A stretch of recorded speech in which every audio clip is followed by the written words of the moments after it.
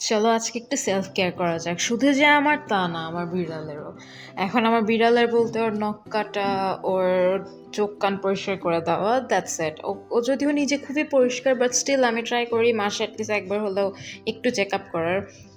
Also ওর নখটা আমি প্রায়শই কাটি, কারণ স্ক্র্যাচেস লেগে যায়। যদিও লাগে, তাও তাও চেষ্টা করি যতটুকু আর কি কেটে না রাখলেই না। অ্যান্ড আমি এটা করি যখন ও ঘুমায় থাকে। ঘুমায় থাকলে আসলে ও কোনো প্রকার মানে হেজিটেট করে না। অ্যান্ড ও জেগে থাকলেও যদি করে ও কোনো প্রকার প্রবলেম করে না, তাও আমি চেষ্টা করি ঘুমের টাইমে করার। আর তারপর আমি নখের মাঝে কিছু ময়লাও আটকে থাকে, যেহেতু বিড়াল এটা ওটা ঘোরাঘুরি করে, তো আমি সেটাও পরিষ্কার করে নিলাম।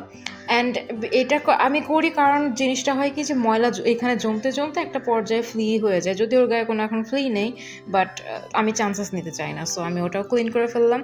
তারপর পাটা যখন হয়ে গেল, তারপর হাতটা, যদিও ওদের 4টা পাই বলা চলে, পা হাত বলতে কিছু নয়, স্টিল ইউ ক্যান আন্ডারস্ট্যান্ড।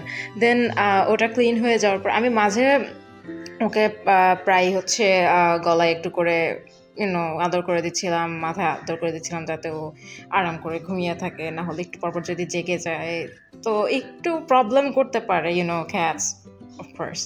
তারপরে যখন এগুলো শেষ হলো, সে একটু ব্রেক নিতে গেছিলো, তার গোসলের টাইম হয়ে গেছিলো। I mean to say is that ও নিজেকে চেটে পরিষ্কার করছিল। তারপরে আমি একটা কটন বাড নিয়ে ওর চোখগুলো, তারপরে নাক, যদিও বললাম আগেই যে ও নিজেকে খুবই ক্লিন রাখে, স্টিল আমি যখন ময়লা দেখি একটু করে ক্লিন করে দিই। ওর কানটাও মাঝে মধ্যে ক্লিন করে দিই। ছোটোবেলায় খুব ময়লা হতো, বাট এখন অতটাও ময়লা হয় না। আমি কটন বাডটা শেষ পর্যায়ে যে হালকা ভিজিয়ে নিয়েছিলাম, কারণ ওর নাকের ময়লাটা আর কি শক্ত হয়ে গেছিলো। তারপর সবশেষে ওর বেল্টটা ওকে পরাই দিলাম। ওকে লাল বেল্টটাতে খুবই সুন্দর লাগে। অ্যান্ড অবশ্যই ট্রাই করি যেন 2টা আঙ্গুল ভিতরে ইজিলি ঢুকতে পারে, তাহলে ওর জন্য আর কি ইজি হয়। তারপর আমি বেসনের একটা ব্যাটার বানালাম আমার নিজের জন্য। ন্যাচারাল জিনিস আমার খুবই ভালো লাগে। বেসন দিয়ে আমি হাতে, পায়ে, যদিও আমি খালি হাতের ক্লিপটা দেখাচ্ছি, আমি হাতে দিয়েছি, পায়ে দিয়েছি, মুখেও দিয়েছি। এটা স্কিনটাকে খুব তুলতুলে করে দেখে। অ্যান্ড এটা দেওয়ার পর আমি প্রায় 10 মিনিটের মতো রেখেছিলাম। অ্যান্ড তারপর আমি লোশন মাখিয়ে ফেলেছি। আই ডোন্ট নো চেঞ্জেস লাগছে কিনা, বাট স্কিনটা খুব সফট লাগছিল। And here is my baby, all prepped and beautiful. I love her.